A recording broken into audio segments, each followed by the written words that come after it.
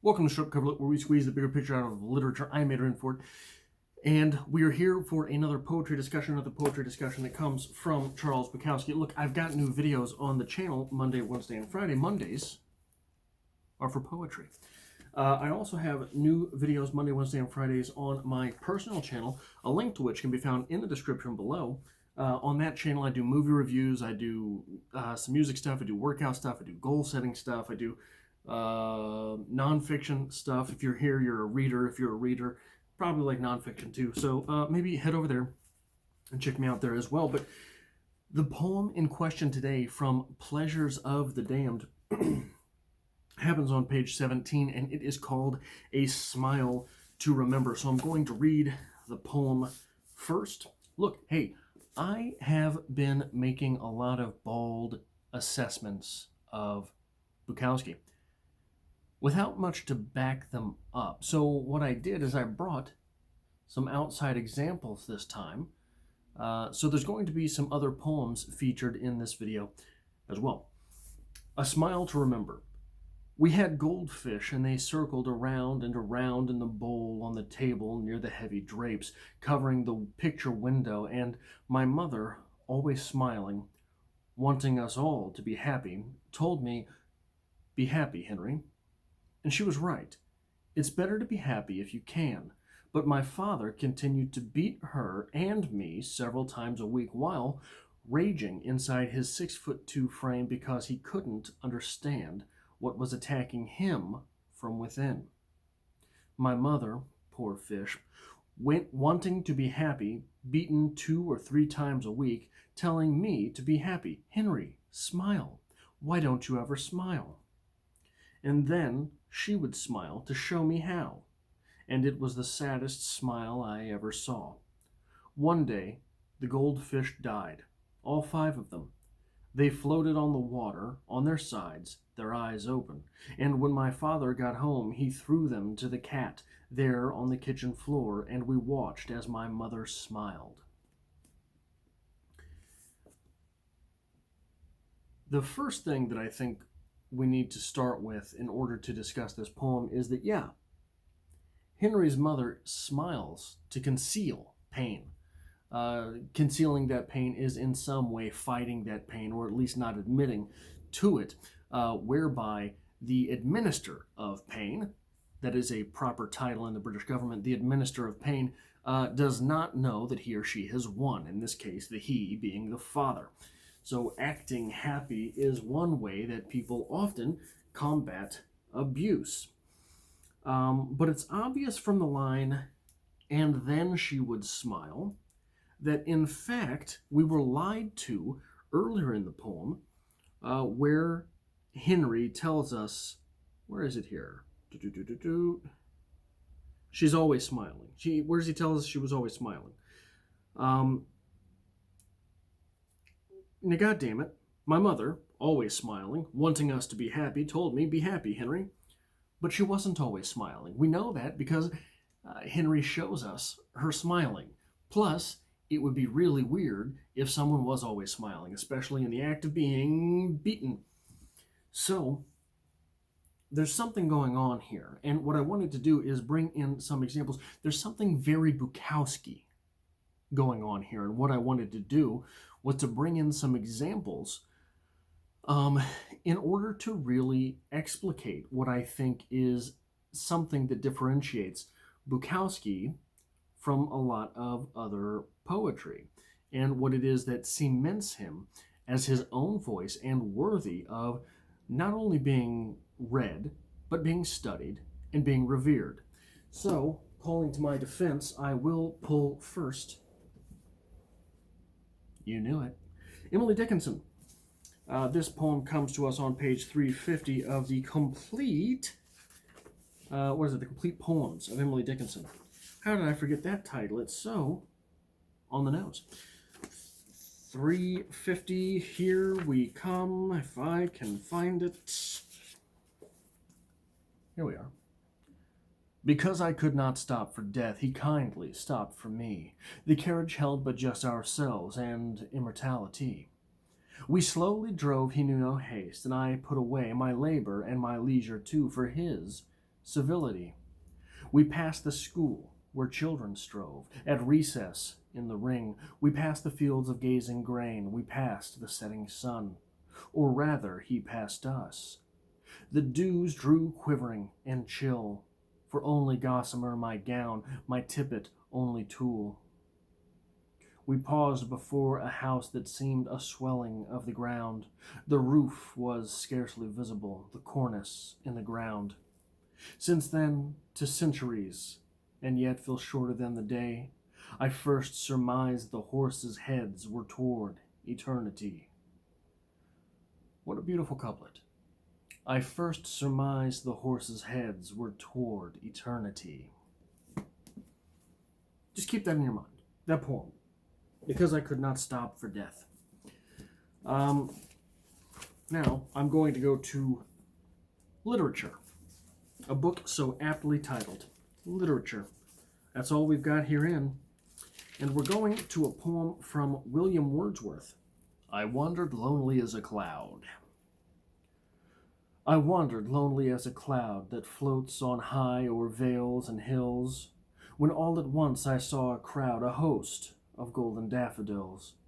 Beside the lake, behind the trees, fluttering and dancing in the breeze, continuous as the stars that shine and twinkle on the Milky Way, they stretched in never-ending line along the margin of the bay. 10,000 saw I at a glance, tossing their heads in sprightly dance. The waves beside them danced, but they outdid the sparkling waves in glee. A poet could not but be gay in such a jocund company. I gazed and gazed, but little thought what wealth the show had to me brought. For oft when on my couch I lie, in vacant or in pensive mood, they flash upon that inward eye, which is the bliss of solitude, and then my heart with pleasure fills, and dances with the daffodils. That last stanza there, huh? It's pretty strong, pretty strong. For oft when on my couch I lie, in vacant or in pensive mood, they flash upon that inward eye, which is the bliss of solitude, and then my heart with pleasure fills, and dances with the daffodils. Okay. I'm with you, Wordsworth. I'm with you. And we've got some John Keats here on 503. If I can get there. Flipping too much.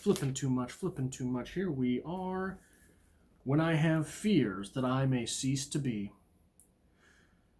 When I have fears that I may cease to be, before my pen has gleaned my teeming brain, before the high-piled books and charactery hold like rich garners the full ripened grain, which I behold upon the night's starred face, huge cloudy symbols of high romance, and think that I may never live to trace their shadows with the magic hand of chance. And when I feel, fair creature of an hour, that I shall never look upon thee more, never have relish in the fairy power of unreflecting love, than on the shore of the wide world I stand alone and think, till love and frame to nothingness do sink. That last couplet there. Of the wide world I stand alone and think, till love and fame to nothingness do sink. I do apologize, I said frame the first time, I think. Of the wide world I stand alone and think, till love and fame to nothingness do sink.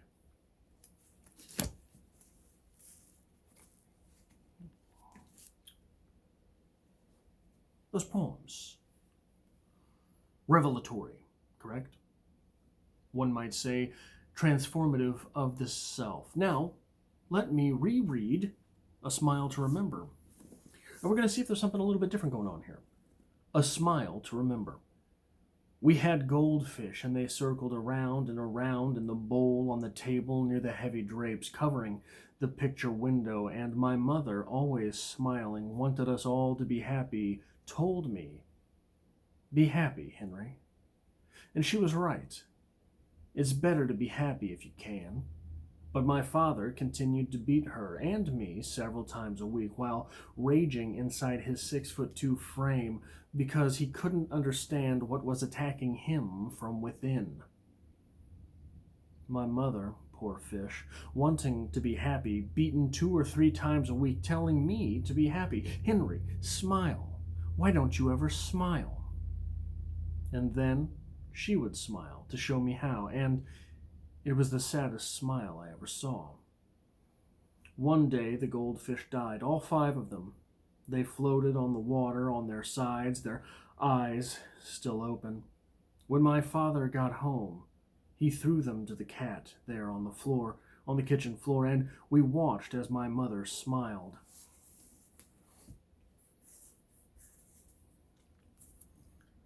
There is revelation in this poem. But what Bukowski often does is he leaves the revelation to a character in the poem as opposed to the speaker. This is often the case in Bukowski. It is not the speaker's revelation. Here it is the mother's revelation. In fact, so much so is it the mother's revelation that our speaker seems completely oblivious to it. He just notices mother smiling. One day the goldfish died, all 5 of them. They floated on the water on their sides, their eyes still open. And when my father got home, he threw them to the cat there on the kitchen floor, and we watched my mother smile. So obviously what's going on in that final paragraph is the transposition of the mother. We watched my mother smile, but our eyes, the reader's eyes, are on the fish. Bukowski has shown us the fish and mentioned his mother, thereby making the fish the mother. It's a sneaky trick. Obviously, why we're doing that is if the fish are dead, the mother's dead. Mother's dead inside. The fish are being eaten by a predator, much like mother is being beaten by a predator. The speaker is not having a revelation.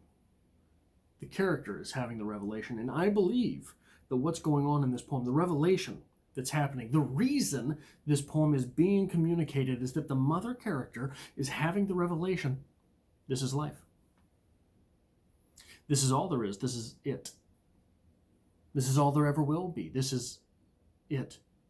This is all I've ever had. This is it. This is it. That's what's happening here. The character of mother, smiling, dead on the inside, watching the avatar for her being eaten by a predator. Dead inside, being eaten, being consumed by a predator. I think that's what's going on here. But the reason this is so compelling is that for Bukowski, unlike the other poems that we read here, the revelation is not in the speaker. Now, obviously, this happens outside of Bukowski. But I think that the compelling thing about Bukowski is that the revelations being in a character is almost explicitly and entirely what happens in Bukowski. Even when the speaker is in the poem as a character, there are times in Bukowski, something about a whorehouse. Only in Bukowski, right? A Mexican whorehouse, something like that. Throwing up in line in the Mexican whorehouse, something like that. The speaker is in the poem, but the speaker is a character in the poem as a much younger man. The character in the poem of the speaker as a much younger man does not have the revelation. The revelation is had by the speaker as the writer, the speaker outside of the poem, the speaker that is not in the poem. Yeah, that's all I have for this poetry discussion here on the channel. Maybe just keep an eye open for what it is that happens in Bukowski, who it is that is having the revelation, the revelatory nature of Bukowski, and why perhaps this is that Bukowski is so often overlooked in the academe, in the literati, in the people who look down their nose at all of us. I have new videos on the channel Monday, Wednesday, and Friday. Mondays are for poetry. I also have new videos Monday, Wednesday, and Friday on my personal channel, link to which can be found in the description below. If you have not subscribed, you're here 15 minutes into this video. What in the hell are you doing? This is what I do here. But B, the like button helps me out on the channel. I appreciate it.